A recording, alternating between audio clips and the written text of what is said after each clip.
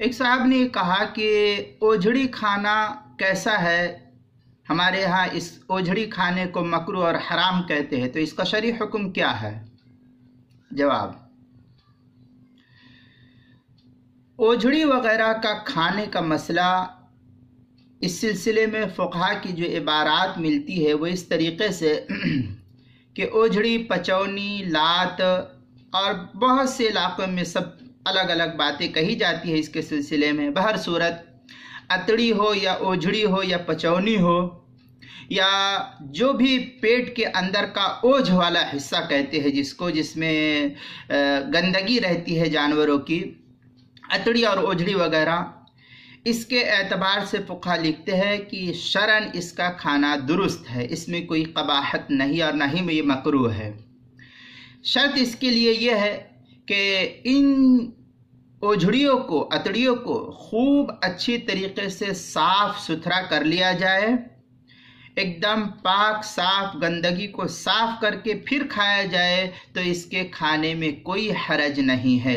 اس لیے کہ فقہاء کرام نے جن چیزوں کو حرام قرار دیا ہے وہ اوجھڑی اس میں شامل نہیں ہے۔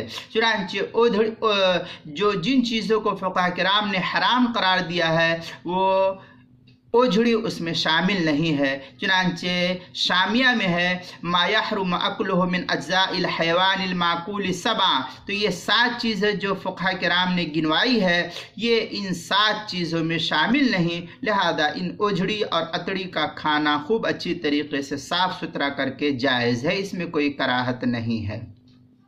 اس مسئلے کو شامیہ زکریہ بک ڈپو کا جو چھپا ہوا نسخہ، اس کی 9ویں جلد 401 صفحے پر آخر و کتاب الذبائح کے اندر نقل کیا ہے۔ اسی طریقے سے بدائع الصنائع کے اندر بھی اس کو نقل کیا ہے، جو کراچی کا چھپا ہوا نسخہ اس کی 5ویں جلد صفحہ نمبر 61 پر کتاب الذبائح کے اندر۔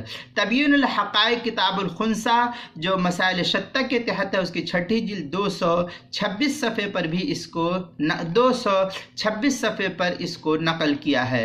حضرت مفتی محمود صاحب رحمۃ اللہ علیہ فتاوی محمودیہ میں جو میرٹھ کا مفتی فاروق صاحب کی تحقیق کے ساتھ چھپا ہوا ہے، اس کی 26ویں جلد صفحہ نمبر 213 پر بھی اس کو نقل کیا ہے، اور بھی متعدد کتب فتاوی جات کے اندر نقل کیا ہے۔ لہذا اس کا خلاصہ کلام یہی ہے، اوجھڑی کھانا جائز ہے، اس کو نہیں حرام کہہ سکتے اور نہ ہی مکروہ کہہ سکتے ہیں۔ انسان کی طبیعت کے اوپر اگر کھائے یا نہ کھائے وہ اس کی فطری عادت ہے، لہذا شرعی اعتبار سے اس کو حرام کہنا یہ مناسب نہیں ہے۔